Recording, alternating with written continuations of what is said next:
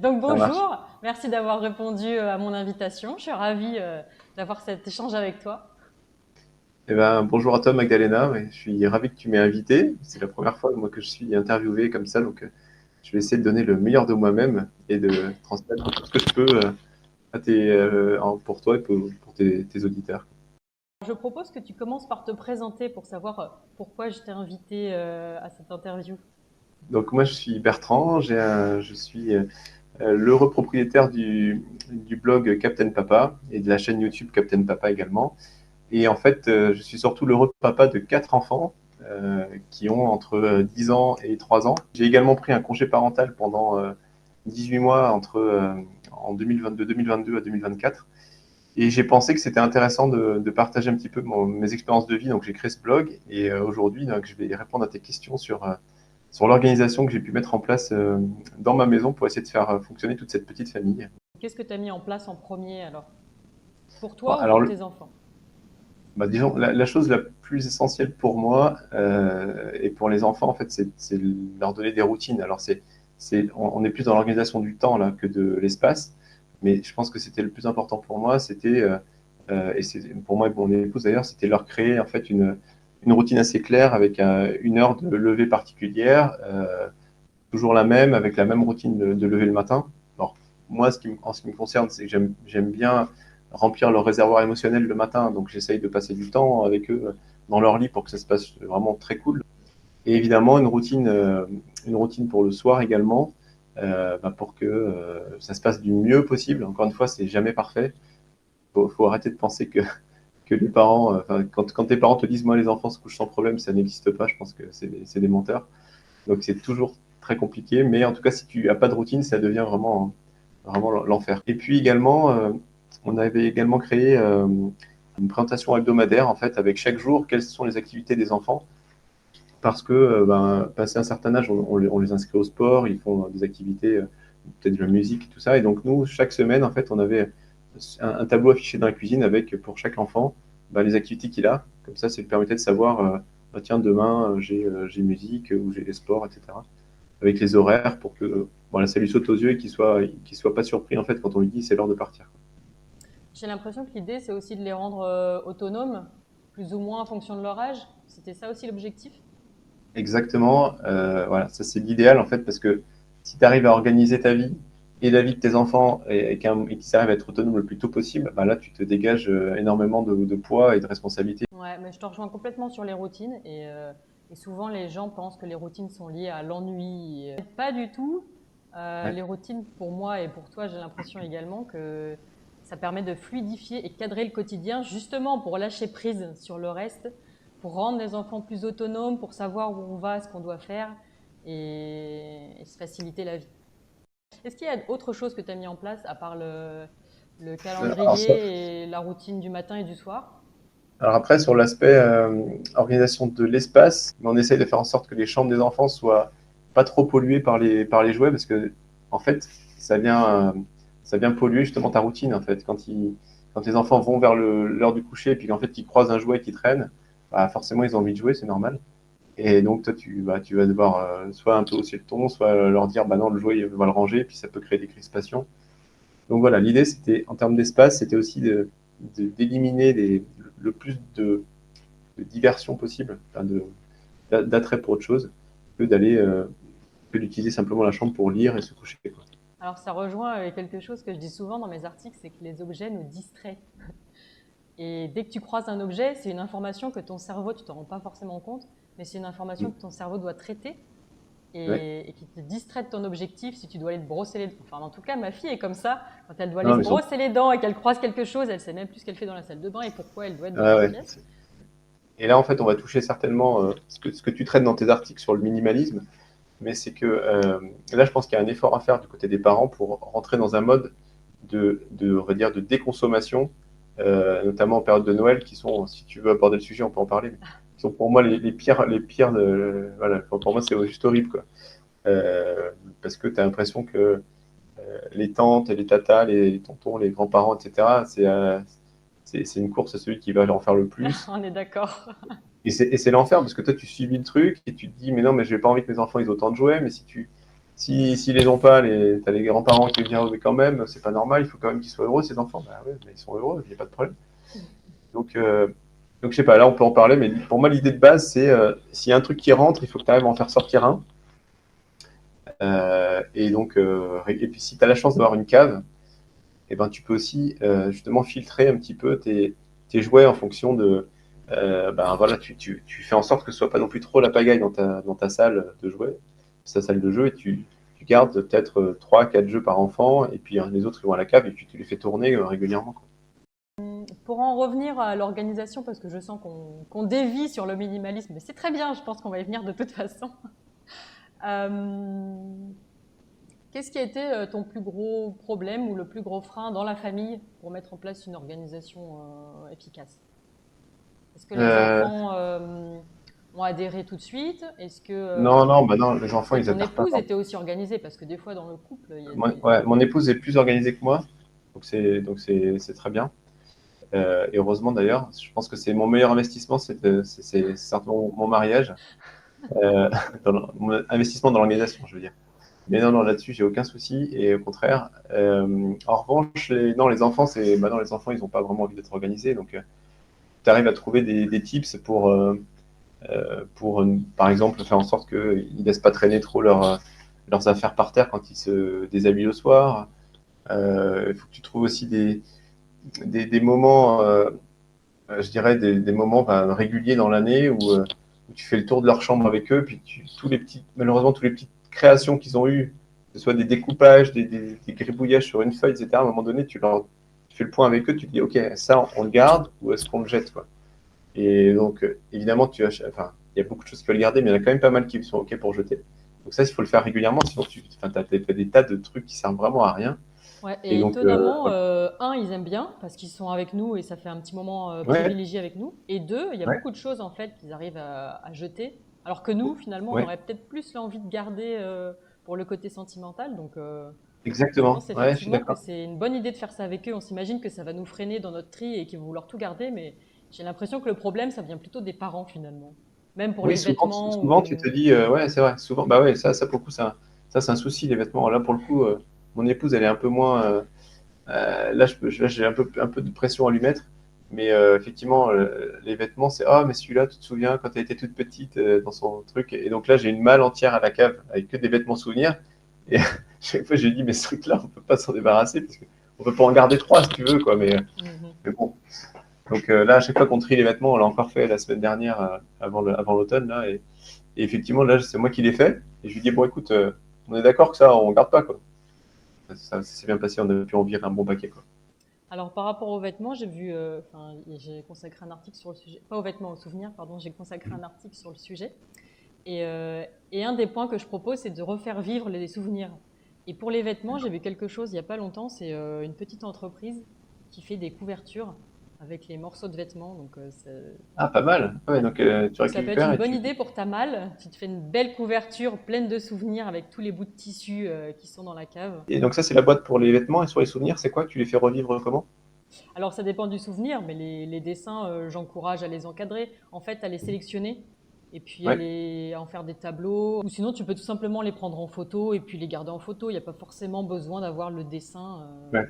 en tant Ouais, que... après, tu te dis toujours, quand t'es parent, tu te dis ouais, mais ce truc-là, si ma fille un jour est une star,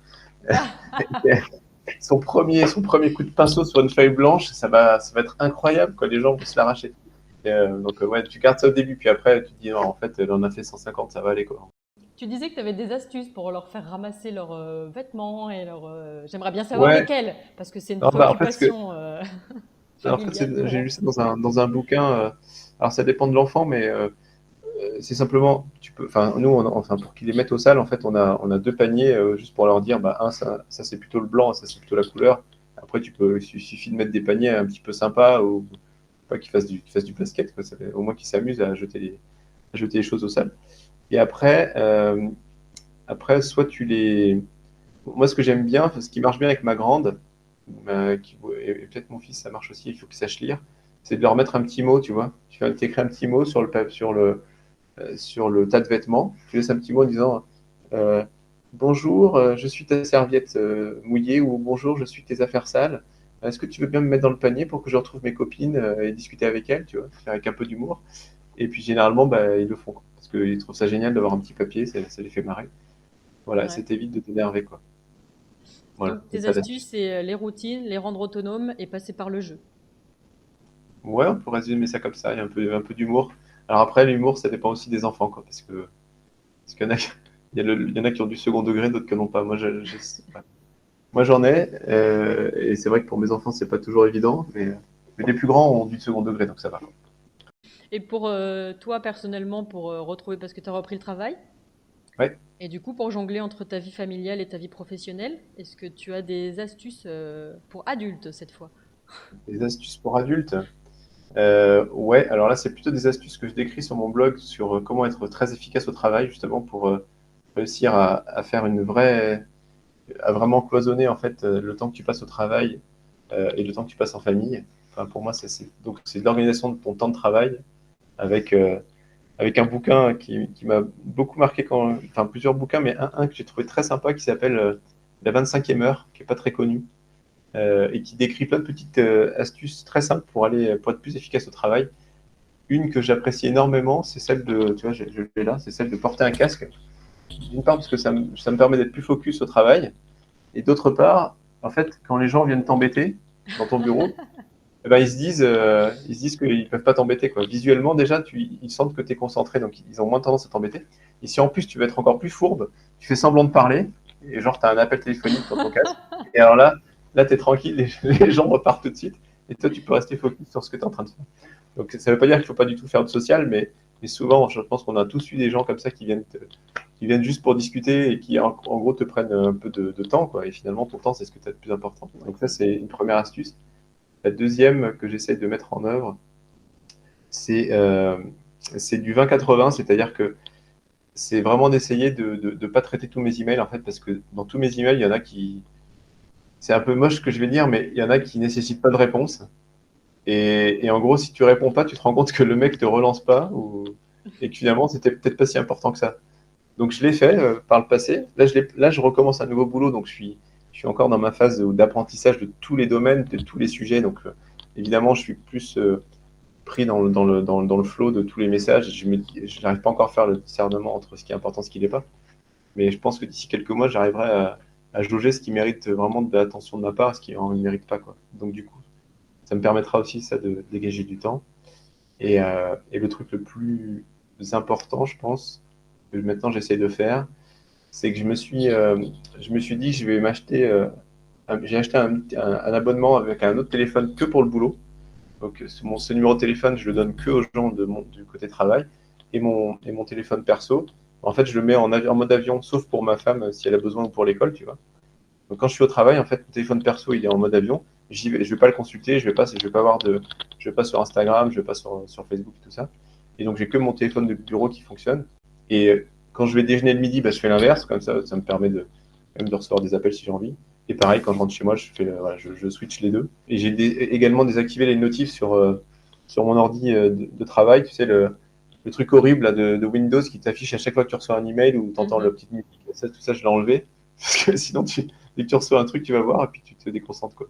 Donc ton Donc, ouais, cheval de bataille, c'est de lutter contre les distractions pour être ouais, ouais, focus, efficace et garder ta ouais. concentration. Parce que ça, parce que ça, c'est un vrai Ouais, problème que moi j'ai, mais intrinsèquement ouais. enfin, moi en tant que Bertrand, voilà, je pense que mes enfants, j'ai dû leur transmettre un peu ça aussi. Et ouais, moi, je peux être très, très discret. Ouais, c'est pas évident, quoi. Ouais, ouais, mais c'est pas toi personnellement, c'est prouvé Ouais. scientifiquement qu'il faut Non, 23 minutes après chaque distraction pour se remettre sur sa tâche. c'est pas rassurant. Mais voilà mes astuces. Après, une dernière, c'est aussi d'essayer de vraiment. Alors, en termes d'organisation, moi, ce que j'utilise, c'est un bullet journal. Mhm. J'ai découvert ça il y a 2-3 ans. Et c'est vrai que en fait, j'aime bien noter des choses maintenant et me faire des petites croix sur ce que j'ai fait, etc. Enfin, j'utilise peut-être pas à toutes ces possibilités par rapport à ce qu'on peut voir sur des vidéos YouTube. Mais en tout cas, moi, j'aime bien ça. J'aime le fait d'avoir un petit cahier là, que j'essaie d'entretenir, de faire ça proprement.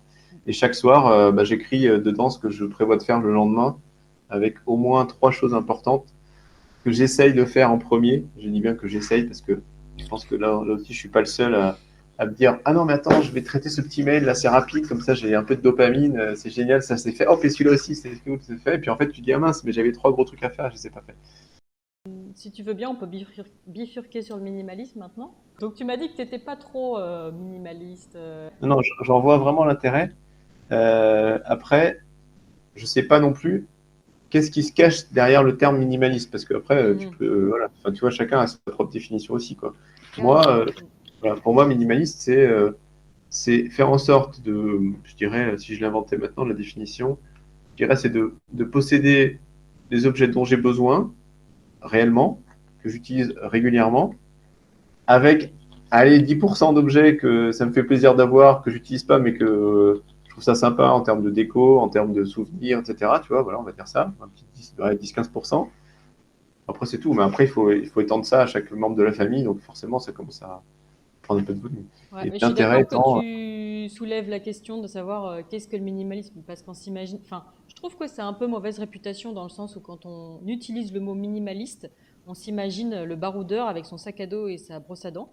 Or, ouais, c'est c'est ça. vraiment ce que tu décris, c'est simplement éliminer toutes les choses qui nous polluent l'environnement et qu'on n'utilise pas pour avoir principalement les choses qu'on utilise régulièrement et qui nous font plaisir. Et les gens Ouais, s'imaginent c'est que ça. minimalisme, ça rime un peu comme les habitudes, ça rime avec tristesse, privation.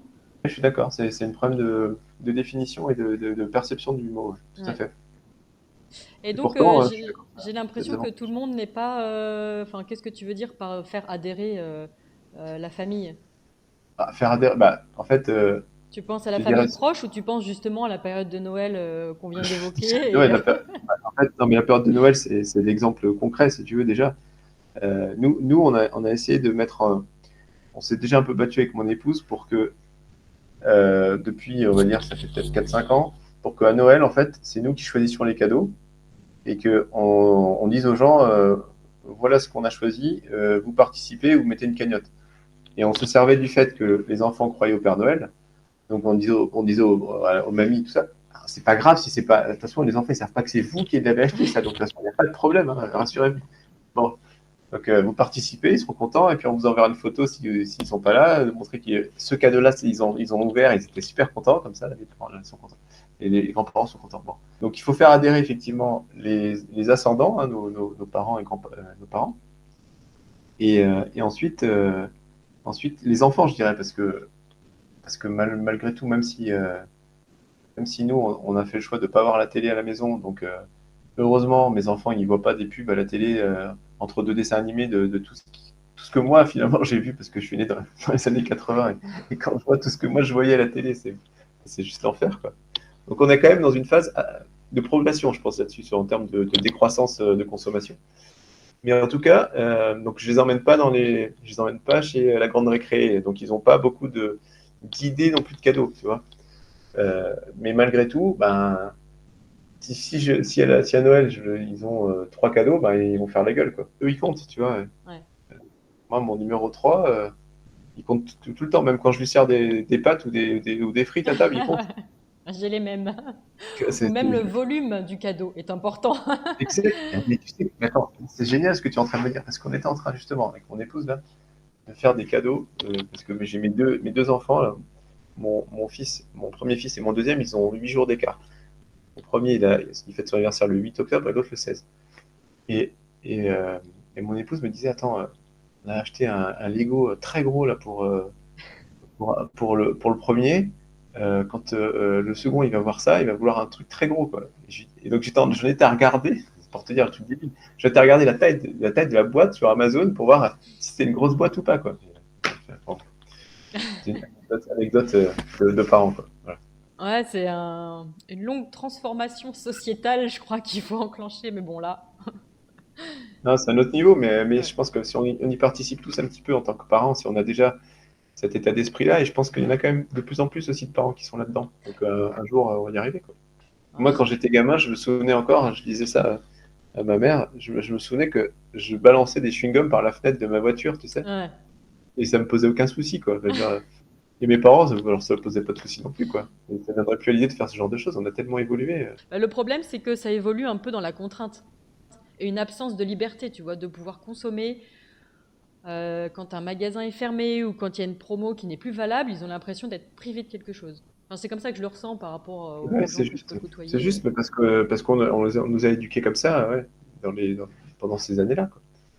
Alors que si on t'avait expliqué que être heureux, c'est simplement pouvoir disposer de ce dont tu as besoin au moment où tu en as besoin, avec les gens que tu aimes autour de toi, bah, ça suffirait. Enfin, tu vois, c'est tout, quoi. Ouais, et puis paradoxalement, je me rends compte à quel point c'est facile de consommer à n'importe quelle heure du jour et la nuit. En revanche, éliminer les objets que tu as chez toi, c'est très très difficile.